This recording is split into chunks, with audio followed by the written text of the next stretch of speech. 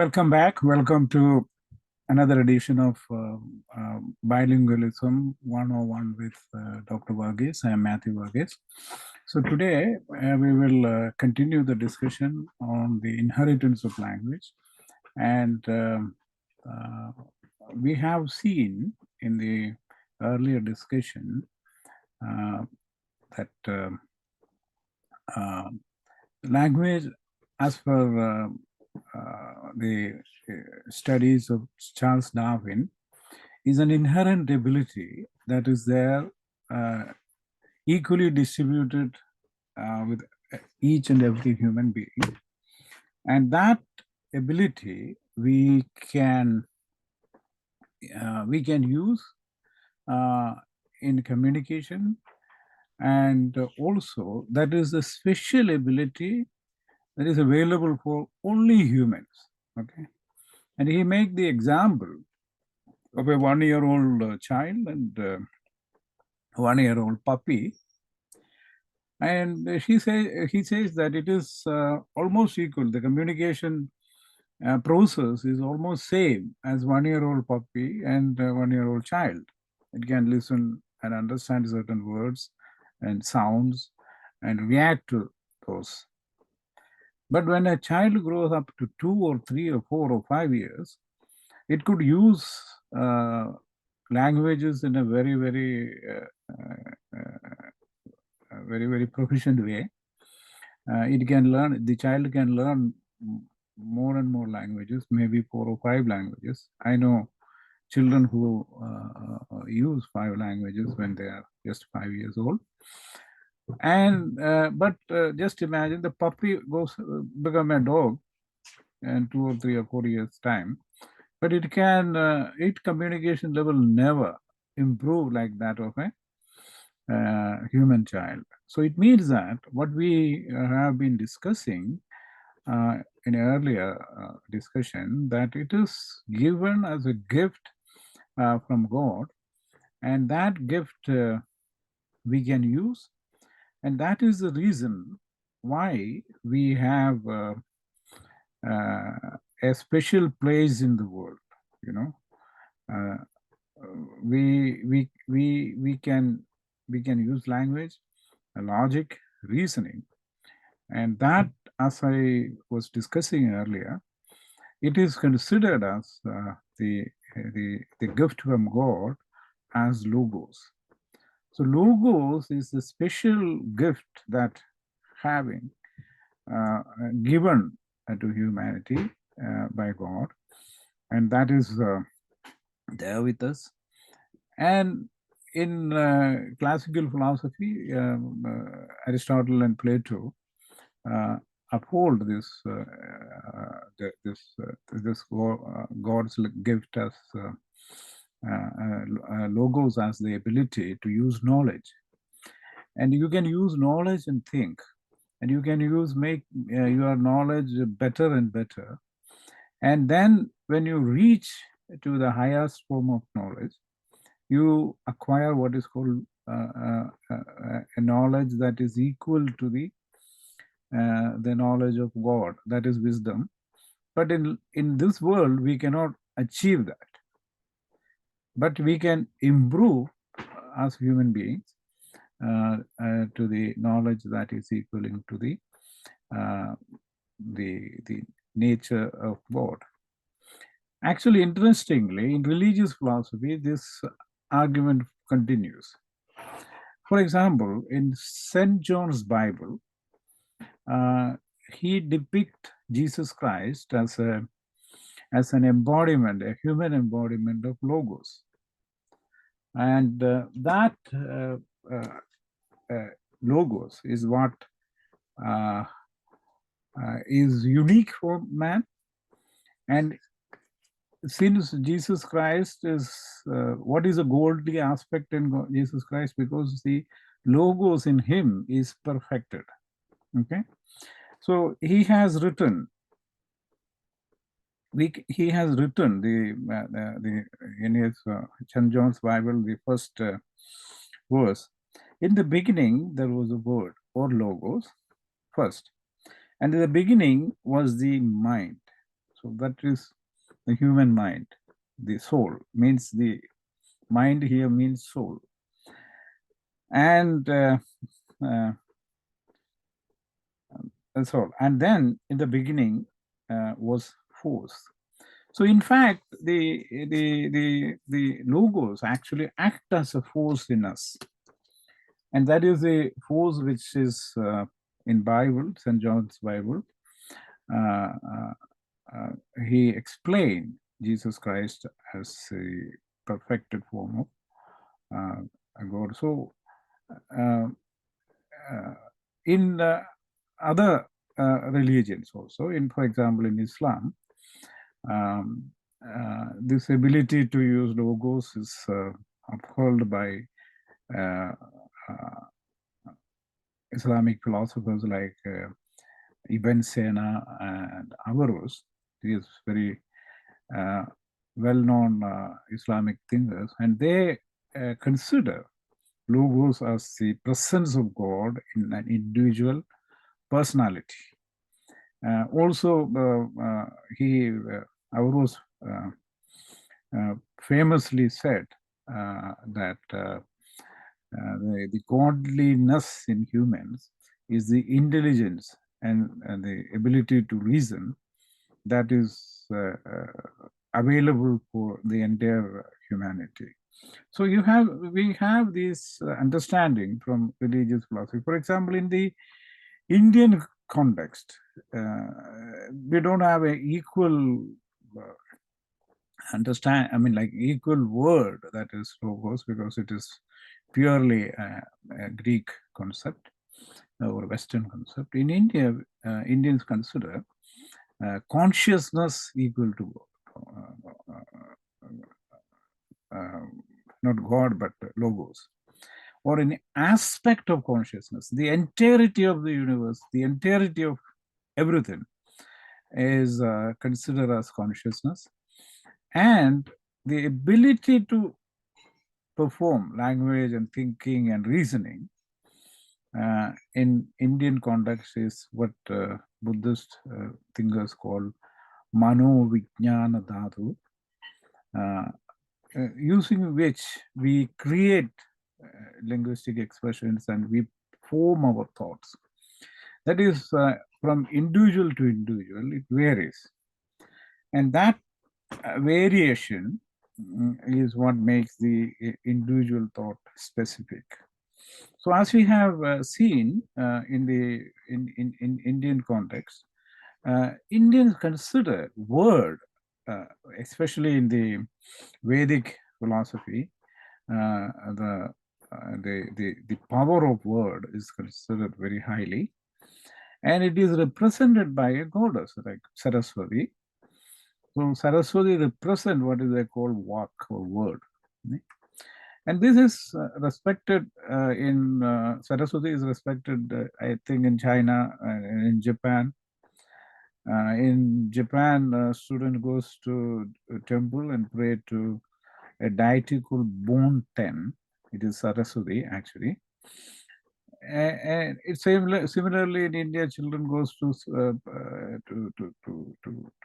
temple and pray to Saraswati, or at home they pray to Saraswati to get like their knowledge better and thinking better. Like this, specifically looking at this, the divine aspect of using language is very highly regarded in ancient philosophy and ancient thought, and even modern times too.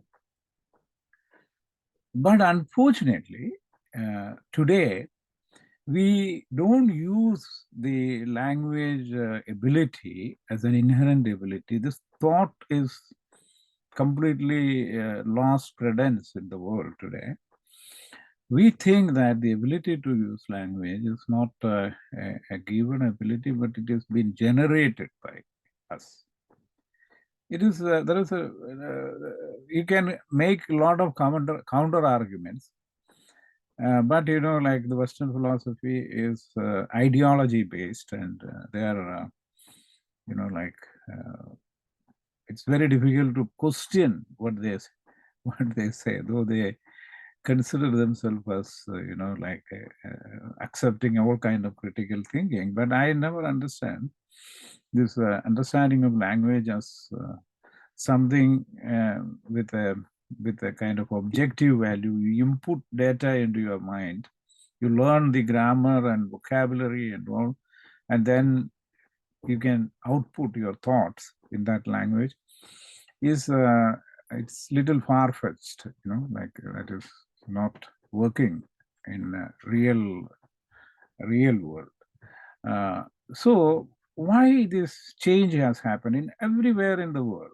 Wherever there is language education, they teach grammar and vocabulary and then sentencing rules, and then ask students to emulate that. In fact, that works when you want to read something. You read and understand, or, like you can write something in the language. But communicating in that language is not easy. Actually, this method originated in 17th century at a monastery, a Christian monastery called Port-Royal Abbey in France. And this Port-Royal Abbey, they used a unique method which was not used until then, because Latin and Greek and Hebrew and Aramaic were taught in Latin was taught in Latin, Greek was taught in Greek, Aramaic was taught in Aramaic. These are scriptural languages, or Hebrew was taught in Hebrew. So, but this has changed. They started teaching French students Latin in French, Greek in French, like that. So, or German students in German, English students in English. That way, they use the mother tongue as the thought language. Okay, but in earlier cases, they use mentalese or mind language, or human thought language, that is uniform, which we have seen as a part of logos. And then they try to make learners to think in the language and make sentences. But that has completely changed in the Port-Royal Abbey method. And then in the 17th century itself, when these languages were, especially languages like English was introduced in India or in Africa or in any of the other colonial countries, they emulated the same method. And they start teaching English in Tamil or Hindi or in Malayalam or in Telugu in India. Similarly, in Africa, Lingala or Swahili, like that, they use the local language medium to teach other language. So they teach them grammar thoroughly, and they make them read documents. That was the main purpose of introducing the Port-Royal Abbey method, because the monks has to read the text and interpret it to the followers, Christians. Similarly, the colonial time, the local population has to read English and understand or help the colonial masters. Next discussion, I will talk about what is the inheritance of colonialism for English. So they have to, think, like they don't have to think, but they think in their local language and translate and speak. And for them, the clerk or subordinate employee just need to read the instruction and follow whatever something else there. Right? So it's a kind of clerical type of English. Clerical level English was taught. So at that time, many Indians went to England and studied in England, and then their language became very elaborate. They started reading about Renaissance and all. This is another part of it. And we will discuss it in a later discussion. So Port-Royal Abbey method was widely used today. And my effort in this book by introducing English bilingual project, I am trying to change this translation method, and this Port-Royal method is used in, for example, ELF classes, or English as a foreign language classes, or English as a second language classes. This is just another version of Port-Royal education, which is not going to give. So I will explain to you what is this new method in coming lectures. Today we will end it here, and if this lecture found to be useful, please share it with your friends. Become a part of this community. It is a very small one, but still growing. And like it, share it, and subscribe it. That will help me to make more videos. That is one aspect. So now I change to Japanese. 今日の話は言葉どこから生まれた、どうやって生まれた、人間の関係の中どういうような影響をもらっているというようなことについてですね。そう、今日の話、昔、ギリシャ哲学で話しているように、言葉というのは人間の意図する力です。この力をロゴスという。このロゴスは、本当でアリストテレスも言ってる。このアリストテレスの関係で、人間の心の中から神様のお加害というのは、神様の恵みというのはロゴスです。そう、人間、これを使って考えて、関係を作って、神様の天国の何やらグッドネス分かるようになる。So that is 本当でアリストテレスの関係です。そう、クリスチャン教のセンジョンの聖書の中もこれ話す。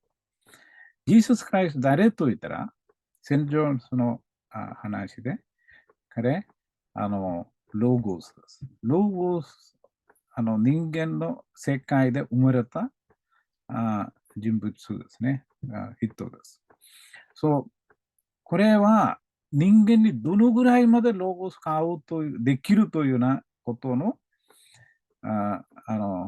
何やれ、完璧な人物ですね。普通の人間にこれできない。私たちにこれできない。そう、これのよって、聖書の話、センジョンの聖書の中、やってる。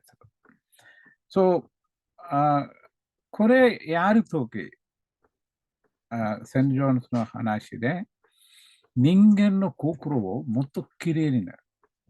人間は、世界で暮らしているときも、天国の、何やね、お互い分かる。それでみんな愛する。